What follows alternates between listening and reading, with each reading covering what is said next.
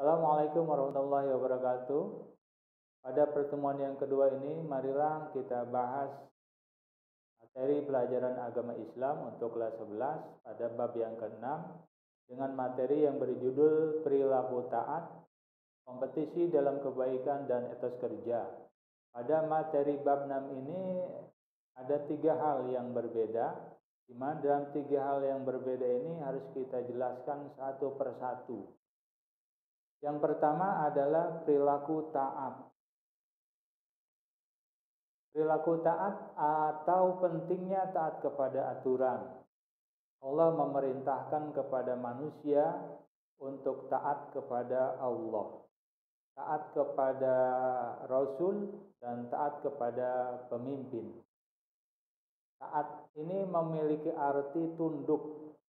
Tunduk ini maksudnya pasrah, menyerahkan diri sepenuhnya kepada Allah. Artinya dalam hal ini yang disebut dengan istilah tawakal. Kemudian taat terhadap perintah Nabi dan Rasul yang tercantum dalam sunnah Nabi, yaitu baik dalam perkataan, baik dalam perbuatan, dan dalam ketetapan Nabi. Maka umat manusia harus mentaati apa yang pernah Nabi ucapkan, apa yang pernah Nabi lakukan, dan apa yang pernah Nabi tetapkan. Kemudian kita juga harus taat kepada pemerintah, ulil amri. Artinya kita tinggal di negara Indonesia dengan dasar hukum, negara yang menganut hukum. Maka kita harus patuh terhadap hukum yang ditetapkan oleh pemerintah. Nah, taat kepada Allah ini merupakan suatu kewajiban setiap umat muslim di dunia ini. Apabila dia tidak taat kepada Allah, maka dia diragukan keimanannya. Artinya dia tidak mendapatkan petunjuk atau hidayah. Nah, petunjuk atau hidayah atau iman itu ada berbagai macam menurut Abu Hanifah tingkatannya. Orang yang imannya selalu bertambah dan tidak pernah kurang. Ini tingkatan para nabi. Kemudian orang yang imannya seperti itu saja, tidak tambah dan tidak pernah kurang. Ini tingkatan malaikat. Kalau tingkatan para nabi itu imannya tidak pernah kurang tapi bertambah terus.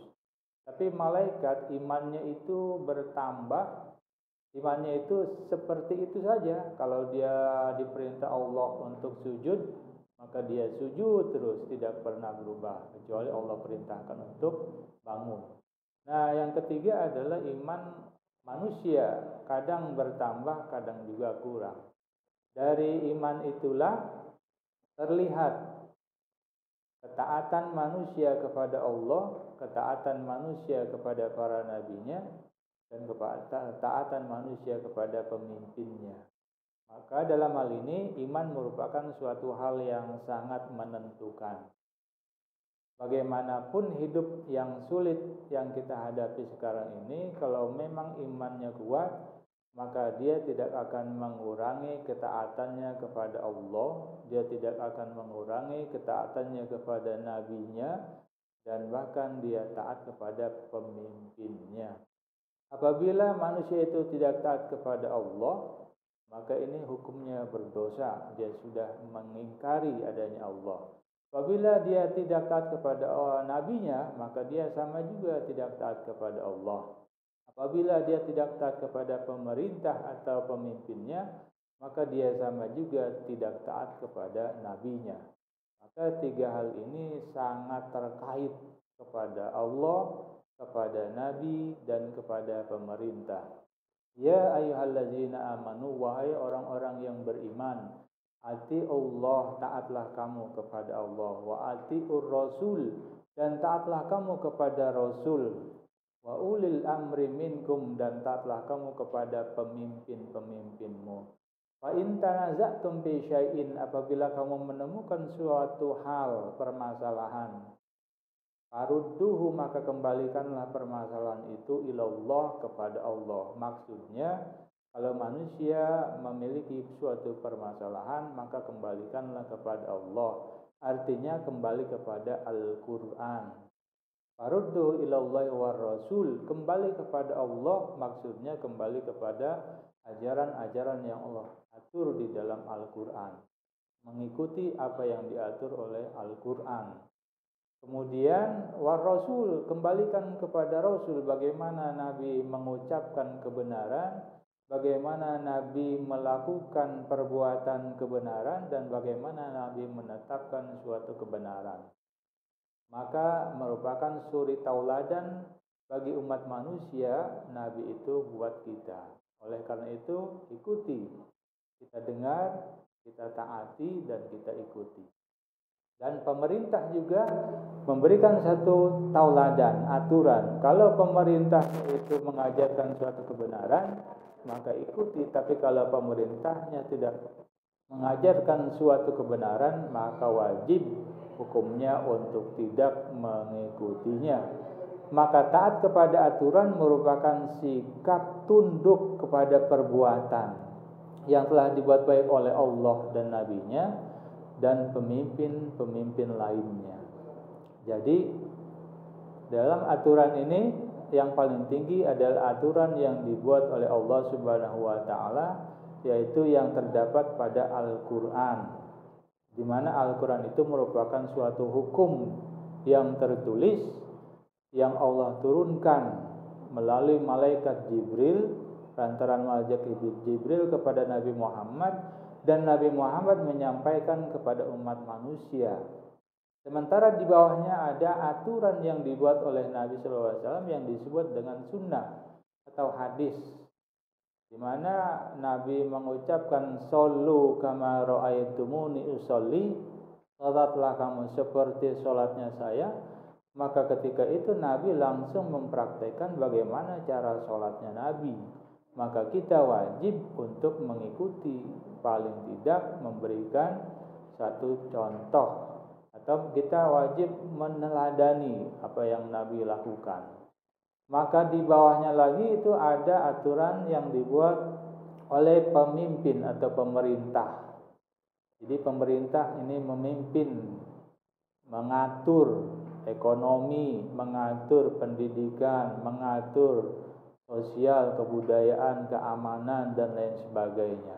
Maka harus mengikuti apa yang telah diatur oleh pemerintah. Kemudian daerah, kemudian turun kepada keluarga, kepada kepala keluarga yang memimpin keluarganya. Nah, kemudian di dalam kisah surat An-Nisa ayat 59 ya, disebutkan ya ayyuhallazina amanu atiullaha wa atiur rasul wa ulil amri minkum wa in tanaza'tum fi syai'in farudduhu ilallahi war rasul in kuntum tu'minuna billahi war rasul dzalika khairu wa ahsanu ta'wila. Jadi artinya wahai orang-orang yang beriman, taatlah kepada Allah dan taatlah kepada Rasul Nabi Muhammad dan ulil amri, pemegang kekuasaan di antara kamu. Kemudian jika kamu berbeda pendapat tentang sesuatu, maka kembalikanlah farudduhu ilallah war rasul in kuntum tu'minuna billahi wal yawmil akhir. Jika kamu beriman kepada Allah dan hari akhir, zalika khairu wa ahsanu ta'wila. Demikian itu adalah lebih utama bagimu dan lebih baik akibatnya. Jadi kalau kita sudah kembalikan kepada Allah dan Rasulnya, maaf di sini ada tulisan yang agak salah, di situ ada kepada Allah dan Rasulnya, maksudnya bukan Rasulnya. Kemudian hadis riwayat Muslim, riwayatkan dari Abdurrahman dari Ali dari sesungguhnya Rasulullah Muhammad SAW bersabda, tidak boleh taat kepada perintah bermaksiat kepada Allah. Sungguhnya kata-katanya itu hanya dalam hal yang ma'ruf. Saya berikan satu contoh, apabila ada orang tua yang memerintahkan kepada anaknya untuk berbuat syirik kepada Allah, maka tidak boleh ditaati perintah itu oleh anaknya, meskipun itu adalah orang tuanya. Wa antusyrika bima laysa laka bi ilmun fala tuti'huma. Jangan kamu ikuti orang tuamu itu. Kalau sekiranya perintah orang tuamu itu untuk mengajak kepada perbuatan musyrik atau syirik kepada Allah, maka hadis riwayat Abdurrahman ini disabdakan oleh Nabi, tidak boleh taat kepada perintah untuk bermaksiat kepada Allah, tidak boleh taat meskipun itu adalah orang tua kita. Wasahibhuma bid dunya ma'rufa, akan tapi kita pergauli atau kita tolak dengan cara yang bijaksana orang tua kita kalau mereka mengajak kepada perbuatan syirik kepada Allah. Ini dasar hadis yang diriwayatkan oleh Abdurrahman. Nah, hikmah daripada taat terhadap aturan yang pertama adalah kita hidup akan menjadi tenang. Jadi kalau sudah tenang, menghadapi masalah apapun bisa terselesaikan. Tapi kalau hidup sudah tidak tenang, masalah kecil akan menjadi lebih besar karena dihadapi dengan tidak tenang, apalagi kalau imannya lemah. Ini yang sangat berbahaya bagi manusia. Jadi hidup tenang itu merupakan suatu hal yang mahal. Ketenangan itu merupakan suatu hal yang paling mahal. Kenapa bisa tenang? Karena imannya yang membawa hidup menjadi tenang. Ilmu akan membawa hidup menjadi lebih mudah. Maka iman dan ilmu itu penting. Kemudian hidupnya akan menjadi selamat.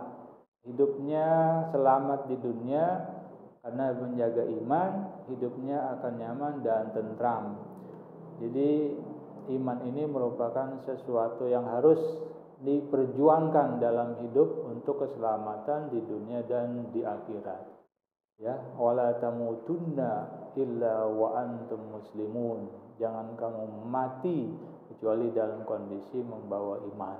Kemudian cita-citanya akan tercapai karena dia sudah menyerahkan diri sepenuhnya kepada Allah Subhanahu wa ta'ala. Dia pasrahkan semuanya tapi didasari dengan ikhtiar, usaha dan doa.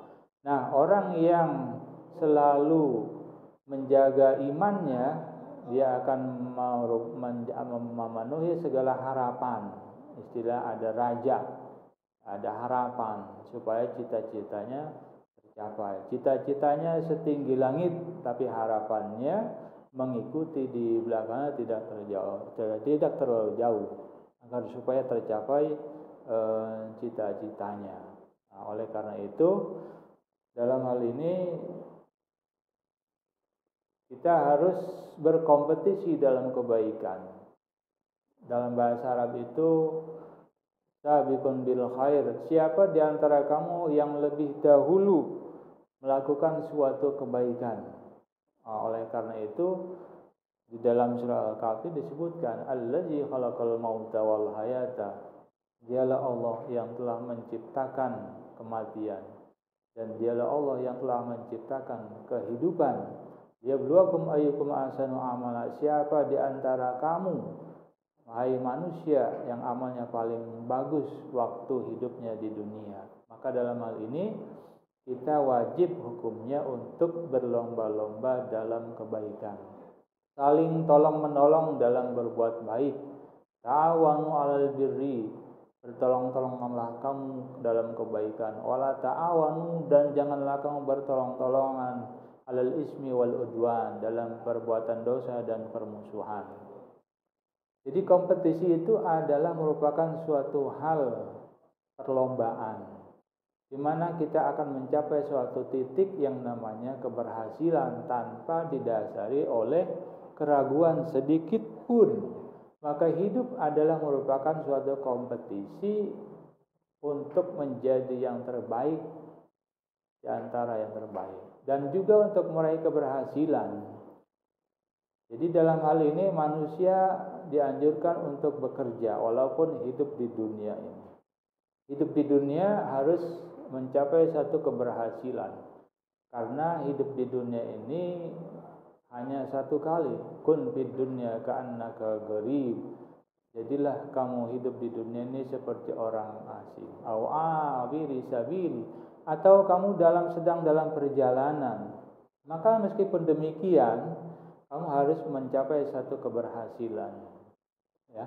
Wabtagi fima ataqallahu darul akhirah. Carilah apa yang Allah karuniakan tentang kebahagiaan di dunia akhirat. Wala tansa nasibaka minad dunya. Tapi jangan kamu lupakan bagianmu di dunia, karena kamu hidup di dunia, ya. Maka nikmati apa yang ada di dunia, tapi jangan lupa untuk bersyukur kepada Allah Subhanahu wa taala. Jadi kompetisi itu penuh dengan perjuangan. Bagaimana caranya agar supaya kita bisa berhasil meraih keberhasilan? Di sini ada pertanyaan, pernahkah kamu membantu pekerjaan ayah dan ibu di rumah atau menolong teman yang lemah atau susah? Maka dari situ kita bisa melihat bagaimana orang tua itu memperjuangkan hidup kita menjadi anak yang berhasil. Orang tua mengurusi kita, mendidik, mengarahkan, membimbing, mengajarkan sampai berhasil tanpa meminta upah sedikit pun. Bahkan kita tidak sadar bahwa itu merupakan suatu perjuangan. Itu merupakan suatu usaha yang sangat besar. Siapa di antara orang tua yang anaknya paling berhasil? Maka pasti hal tersebut adalah merupakan suatu perbuatan yang terpuji. Mendidik anak sampai berhasil merupakan suatu kebaikan. Dan ini merupakan suatu hikmah atau ilmu atau suatu hal yang paling baik ditunjukkan orang tua kepada orang lain. Jika perbuatan tersebut dilakukan, maka lakukan perbuatan baik di mana saja kamu berada. Tapi maka lakukan perbuatan baik di mana saja kamu berada. Itu adalah merupakan suatu ciri orang yang bertakwa. Takwa itu artinya taat terhadap apa yang Allah perintahkan dan menjauhi apa yang pernah Allah larang di dalam Al-Quran. Maka dalam hal ini, orang yang melakukan suatu perbuatan terpuji itu adalah orang yang mendapatkan rahmat dari Allah Subhanahu wa taala. Inna rahmatallahi qaribum minal muhsinin. Sesungguhnya rahmat Allah itu dekat sekali kepada orang-orang yang selalu berbuat kebaikan. Di dalam kisah surat Al-Baqarah ayat 148 disebutkan di dalam surah Al-Baqarah tersebut, walikulli wijhatin huwa muwalliha fastabiqul khairat aynama takunu ya'ti bikumullahu jami'a innallaha ala kulli syai'in qadir. Artinya dan bagi tiap-tiap umat itu ada kiblat tersendiri yang dimana ia menghadap kepadanya, maka dia berlomba-lomba dalam berbuat kebaikan. Kalau kita lihat orang yang pergi haji, wa ajin bin nasi bil haji ya'tuka rijalan wa ala kulli dhamir yatina min kulli fajin amik liyashhadu manafi'a lahum wa yadhkuru ismallahi ala ma razaqahum min bahimatil an'am. Dari penjuru mana saja dia berdatangan untuk menghadap Allah dengan pakaian yang sama, dengan tempat yang sama, kiblat yang sama, Tuhan yang sama.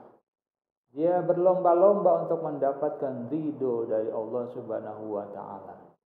Maka oleh karena itu, ittaqillaha haitsuma kunta. Bertakwalah kamu di mana saja berada. Wa atbi'is sayyi'atal hasanata tamhuha. Ikuti perbuatan buruk itu dengan perbuatan baik. Niscaya perbuatan buruk itu akan dihapus oleh perbuatan baik yang kamu lakukan. Jadi kebaikan di mana saja kamu berada, pasti Allah akan memberikan satu balasan. Ainama takunu ya'ti bikumullahu jami'a. Di mana saja kamu berada, Allah akan mengumpulkan kamu semuanya pada satu tempat, yaitu di padang mahsyar, di mana Allah akan membangkitkan seluruh manusia sesuai dengan amal perbuatannya pada hari kiamat nanti. Sesungguhnya Allah Maha Kuasa atas segala sesuatu. Kemudian identifikasi perilaku surah Al-Baqarah tersebut kita bisa lihat, yang pertama adalah setiap orang mempunyai kewajiban untuk beribadah kepada Allah Subhanahu wa taala dan berbuat kebaikan kepada sesama manusia Karena manusia merupakan makhluk sosial yang tidak bisa hidup sendiri tanpa bantuan orang lain. Maka dalam hal ini manusia wajib hukumnya untuk saling membantu. Wa duribat alaihimuz zillatu aynama sukifu illa bihablin minallahi wa hablin minan nas. Manusia itu akan diliputi kehinaan di mana saja dia berada, kecuali dia itu hablum minallah, beribadah kepada Allah baik, hablum minan nas, dan hubungan kepada manusia juga tidak ditinggalkan atau baik. Yang kedua, kita harus terhadap kebaikan kita harus bersaing, kompetisi dengan orang lain. Jadi kita tidak boleh menjadi stag atau berdiam diri. Jadi kita saling berlomba, tapi dalam hal kebaikan. Kenapa dia tidak? Kenapa dia bisa, saya tidak? Kenapa dia bisa sholat berjamaah, saya tidak? Kenapa dia bisa baca Quran, saya tidak? Nah, ini ada motivasi di dalamnya. Jadi kita harus bersaing dalam hal kebaikan terhadap orang lain. Kemudian yang ketiga, perbuatan ibadah itu diperlukan. Kenapa diperlukan? Sesuatu yang baik diniatkan ikhlas karena Allah itu merupakan suatu ibadah. I'mal ma syi'ta fa inna mayitun. Silakan kamu perbuat apa yang kamu inginkan hidup di dunia ini. Silakan kamu lakukan apa yang akan kamu lakukan di dunia ini. Fa inna mayitun. Sesungguhnya manusia itu akan mati, dan kalau sudah mati maka akan dikumpulkan oleh Allah Subhanahu wa taala di akhirat dan akan ditanya tentang pertanggungjawabannya. Sampai sejauh mana ibadah yang telah kita lakukan pada waktu hidup di dunia. Oleh karena itu, ibadah merupakan suatu kebutuhan di samping kewajiban. Karena kita butuh kepada Allah, kita butuh kepada apa yang Allah berikan berupa rezeki hidup di dunia ini. Kemudian sebagai muslim kita harus yakin bahwa Allah Maha Kuasa atas segala sesuatu. Wa ma tasyauna illa ayyasha'allahu rabbul alamin. Segala apa yang dilakukan, segala apa yang terjadi di atas muka bumi ini adalah atas kehendak Allah Subhanahu wa taala. Kemudian menunjukkan perilaku dalam hal kebaikan, kita harus bersikap perilaku mencintai kebaikan. Kalau kita sudah yakin bahwa itu merupakan suatu kebenaran dan itu merupakan suatu kebaikan, maka kita harus mencintainya tentang kebaikan itu. Kalau mencintai kebaikan, maka dia akan ikhlas menjalankannya tanpa memperhatikan suatu kewajiban. Mencari ilmu merupakan suatu kewajiban, tapi merupakan suatu kebutuhan. Kewajiban dalam hal ini tidak hanya menggugurkan kewajiban dan tidak hanya akan untuk mencari keuntungan, tapi berdasarkan hati nurani ikhlas karena Allah untuk mencari ilmu. Maka dia timbul cinta. Kalau sudah cinta, maka dia akan ikhlas menjalankannya. Dia akan hadapi rintangan bagaimanapun beratnya, karena dia sudah mencintai yang namanya suatu kebaikan. Yang kedua, perilaku manusia kalau kompetisi dalam kebaikan harus mempunyai sikap yang jujur dan sportif. Kalau dia berdagang, dia tidak menipu pembelinya. Kalau dia berdagang, dia tidak menjual barang dagangan hasil tadahan. Kalau dia berlomba, dia sportif dan dia tidak curang. Maka kompetisi dalam kebaikan diperlukan perilaku jujur dan sportif.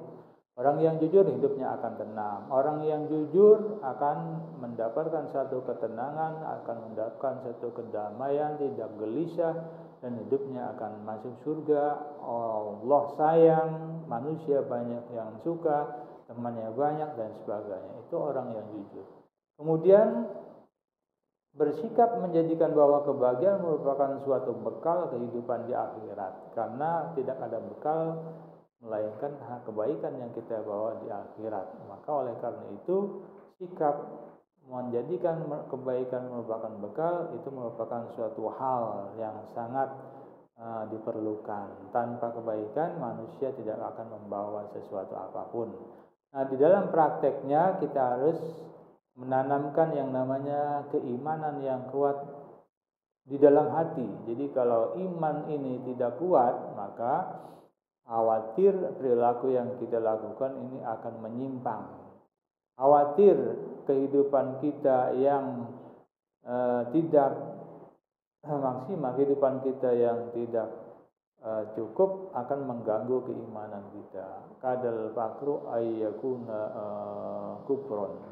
Kadang kesulitan itu bisa membawa kepada kita ke kekufuran. Oleh karena itu iman yang kuat itu dibutuhkan. Kalau imannya kuat, hidup akan menjadi tenang. Ada masalah pun tenang, tapi terselesaikan dengan baik. Yang kedua, prakteknya kita harus paham perbuatan yang baik mana, perbuatan yang buruk yang mana, perbuatan yang pantas untuk dilakukan mana, perbuatan yang tidak pantas untuk tidak dilakukan yang mana. Jadi prakteknya adalah seperti itu. Kalau sudah demikian, kita mempunyai etika, kita mempunyai estetika. Orang yang beriman pantang menimbulkan satu masalah jika dia tinggal di mana saja dia berada, karena dia selalu menjaga keimanannya kepada Allah Subhanahu wa taala. Kemudian hikmahnya, kompetisi dalam kebaikan akan mendapatkan kualitas hidup yang meningkat. Jadi hidupnya berubah drastis. Kemudian menjadi manusia yang bermanfaat buat orang lain. Khairun nas anfa'uhum linnas. Jadi manusia sangat bagus, manusia itu sangat mulia kalau dia bermanfaat buat orang lain. Tenaganya, ilmunya, idenya, dan lain sebagainya. Kemudian dicintai oleh Allah Subhanahu wa taala. Itu hikmah dalam berbuat kebaikan. Kemudian etos kerja. Etos kerja merupakan suatu cara pandang di mana manusia bekerja, kewajiban bekerja. Jadi manusia hidup di dunia ini diwajibkan untuk bekerja. Apa itu kerja? Untuk tujuannya adalah bukan untuk menampakkan manusianya sebagai manusia, tapi untuk memanifestasi amal soleh. Dan juga oleh karenanya mempunyai satu nilai ibadah kalau diniatkan untuk tidak hanya untuk memuliakan dirinya, tapi untuk membantu orang lain. Maka bekerja ini merupakan suatu ladang amal buat orang tersebut. Nah, etos kerja di dalam Islam ini mempunyai pengertian bahwa dia bersungguh-sungguh untuk mencapai satu tujuan. Dia bersungguh-sungguh untuk mencapai satu prestasi, tapi disertai dengan doa, tapi disertai dengan berserah diri kepada Allah Subhanahu wa taala. Kenapa disertai dengan doa? Karena perjuangan atau ikhtiar atau usaha itu kalau tidak disertai dengan doa itu sia-sia. Karena doa ini adalah merupakan senjatanya orang yang beriman. Nah, berserah diri ini diperlukan. Kalau usahanya gagal, dia tidak pernah putus asa. Karena manusia merencanakan, Tuhan yang menentukan. Nah, ini di dalam Islam bekerja itu seperti itu. Nah, secara umum bekerja itu adalah berjuang dengan keras. Atau dia bersungguh-sungguh mengerjakan sesuatu untuk mencapai suatu tujuan. Ini secara umum. Jadi apa itu etos kerja, apa itu pengertian kerja keras secara umum, apa itu kerja keras dalam Islam. Jadi kita bisa pahami tiganya. Di dalam surah At-Taubah ayat 105 disebutkan bahwasanya yang artinya dan katakanlah, bekerjalah, maka Allah akan melihat pekerjaanmu. Begitu juga Rasulnya dan orang-orang mukmin, dan kamu akan dikembalikan kepada Allah yang mengetahui yang gaib dan yang nyata, lalu diberitahukannya kepada kamu apa yang telah kamu kerjakan. Nah, isi kandungan dari ayat tersebut atau ayat 105 yang pertama adalah setiap umat manusia diperintahkan untuk bekerja keras. Jadi wabtaghi fima ataqallahu daral akhirah wala tansa nasibaka minad dunya. Janganlah kamu lupakan bagianmu di dunia. Bekerjalah untuk duniamu. Seakan-akan kamu itu akan hidup selamanya, tapi berpikir untuk akhiratmu seakan-akan kamu itu akan mati besok. Maka itu merupakan suatu motivasi. Kemudian setiap umat Islam harus menjadi umat yang unggul ekonominya. Tidak boleh umat Islam itu umat yang lemah. Waliyasal ladzina law taraku min khalfihim dzurriyyatan di'afa. Takutlah kamu akan meninggalkan keturunan di belakangmu, keturunan yang lemah. Khaufu alaihim falyattaqullah. Takutlah kamu kepada Allah akan keturunan yang lemah tersebut. Falyattaqullah, bertakwalah kamu kepada Allah supaya ekonominya bisa berubah. Makanya dalam hal ini taat kepada Allah itu penting, bekerja juga penting, ya. Jadi dalam hal ini umat Islam harus menjadi umat yang kuat. Al-mu'minul qawiyyu khairun wa ahabba minal mu'minid dha'if. Mukmin yang kuat itu lebih dicintai oleh Allah ketimbang mukmin yang lemah. Umat Islam harus menjadi umat Islam yang unggul ekonominya. Kemudian umat Islam harus mampu dan beriman, dapat menyelamatkan dirinya dari kekafiran.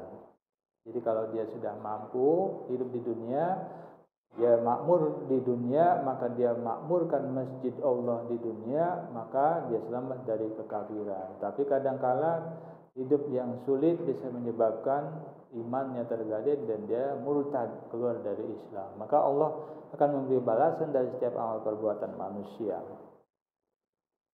Kemudian seorang muslim harus memiliki etos kerja. Apabila seorang muslim, mereka yang selalu ingin berbuat sesuatu yang penuh manfaat dengan pekerjaannya, menjalankan amanah dari Allah Subhanahu wa taala. Sehingga dalam Islam semangat kerja tidak hanya untuk mencari harta semata, tapi juga untuk meraih ridho Allah Subhanahu wa taala. Membedakan di sini adalah semangat kerja dalam Islamnya. Jadi harus diraih dengan tata cara meraih tujuannya dengan yang diridhai oleh Allah Subhanahu wa taala. Bekerja sesuai dengan apa yang disyariatkan oleh Allah Subhanahu, berdagang dengan cara yang baik yang diperintahkan oleh Allah dan Rasul-Nya dalam rangka untuk mendapat ridho dari Allah Subhanahu wa taala. Nah, hikmahnya adalah yang pertama mengembangkan kemampuan diri, bakat, minat dan lainnya. Jadi ketahuan, kemampuan, skill, kemampuan hidup di dunia, ilmunya bisa dikembangkan, bakatnya bisa tersalurkan, minatnya bisa disampaikan apa minatnya. Kemudian membentuk diri yang bertanggung jawab. Berdagang dapat membentuk orang yang jujur, dipercaya dan bertanggung jawab. Sebagai pedagang harus jujur. Itu bekerja sebagai pedagang contohnya. Kemudian mengangkat derajat dan martabat, otomatis bisa berubah dalam hidupnya. Jadi orang yang bekerja keras pasti derajatnya akan berubah dan martabatnya akan naik. Kemudian meningkatkan taraf hidup dan juga akan mendapatkan pahala dari Allah karena dia bekerja niat ikhlas karena Allah Subhanahu wa taala. Kemudian demikian apa yang saya sampaikan. Mudah-mudahan bermanfaat. Terima kasih atas segala perhatian. Mohon maaf atas segala kekurangan. Assalamualaikum warahmatullahi wabarakatuh.